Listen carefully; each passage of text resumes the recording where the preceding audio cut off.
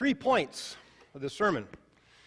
Different for me. 3 points. I'm doing something different. Point number 1. As we read this passage from Luke, we have to ask ourselves, he was filled by the Spirit. This came right after he was in the desert, been tempted by Satan and all that kind of thing for 40 days, 40 nights. Came through it with flying colors, said and did the right things, proved that he was worthy to be called the Son of God. And now he's on his way around the countryside, and word is getting out. Watch out for this Jesus character. He's doing some pretty amazing things. He's filled with the Spirit, and then he's able to go out into the wilderness. Ask ourselves, do we have wilderness time of our own, where we prepare to go out, to engage the day, to engage the week, to engage whatever we're going to face? Do we take the time to fill ourselves, to let the Spirit fill our lives? It helps. It works. Whether it's reading first thing in the morning, praying first thing, doing devotions, whether it's meditating before a large meeting or an important phone call or sales call or what have you. Jesus took the time to be filled with the Spirit, and then he was on his way to engage how he engaged the day. It asks us, how are we connected to people in meaningful ways? How are we connected to God in a meaningful way? Questions we need to ask ourselves all the time. Are they the same thing? If I'm connecting meaningfully with people, is that the same as connecting with God? Point number 2. Is Jesus' call our call? And what does that mean? What does that look like? Jesus read from the scroll of Isaiah and said, I'm going to proclaim good news to the poor, release to the captives, let the oppressed go free, liberate, a year of Jubilee where everything is given back so we have a sense of equality, whatever that means. If we're truly followers of Jesus, do we make this happen? And how do we make this happen?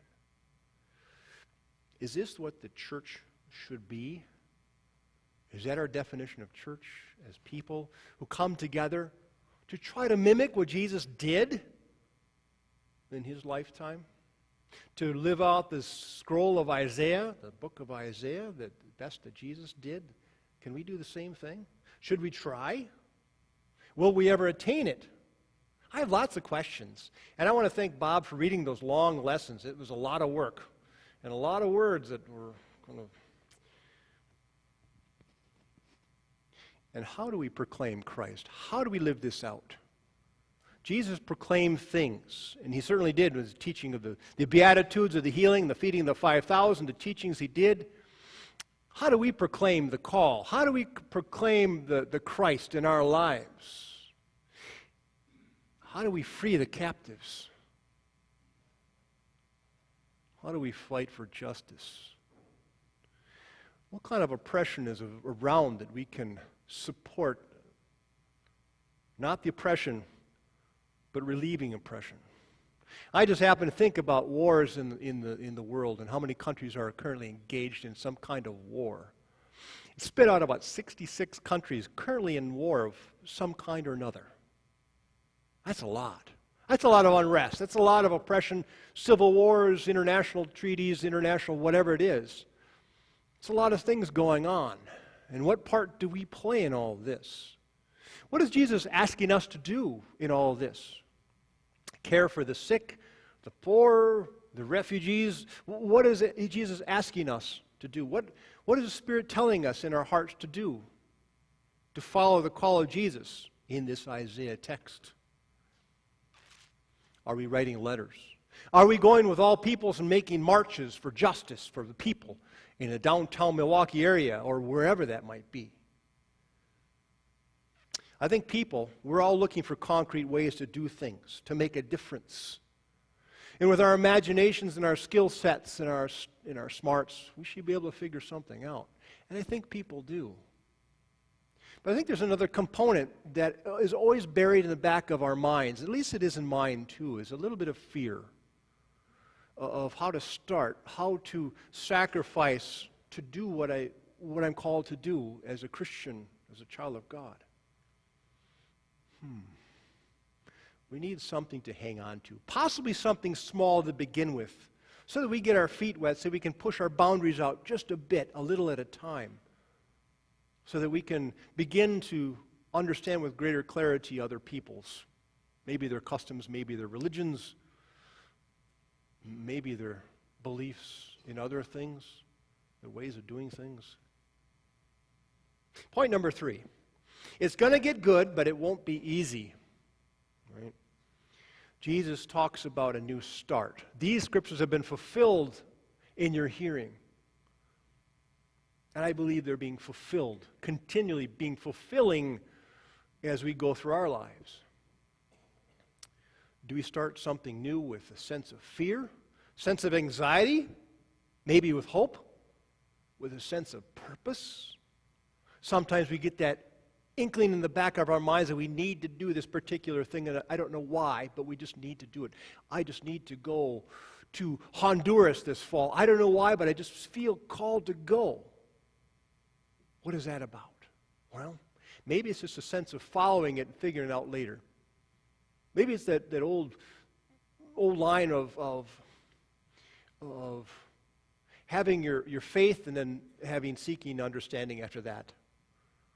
Faith, seeking understanding. Maybe that's it. We start new things sometimes. It depends on our outlooks. The people who Jesus was talking to are afraid. If you read further, they're going to throw him off a cliff. His own people. I mean, they're probably his own tribe of some sort. They're probably related to him in some way. Not as if anybody here is related to anybody else. But you get the sense. If one of you came back from college and said, this is what we're going to do, would you say, well, you know what? We just maybe take him out to the corner there and just leave him or her. We don't want to hear it.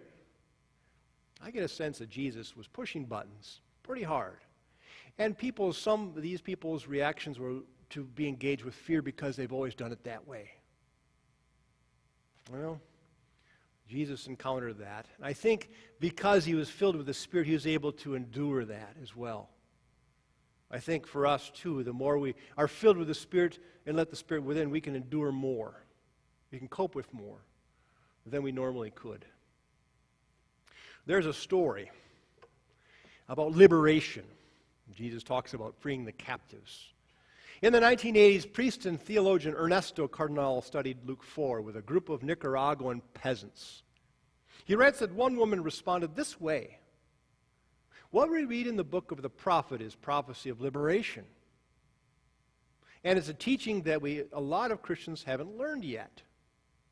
Because we can be in a church singing day and night, tra-la-la-la-la, and it doesn't matter to us that there are so many prisoners and that we are surrounded by injustice with so many afflicted hearts, so much unfairness in the country, so many women whose eyes are filled with tears.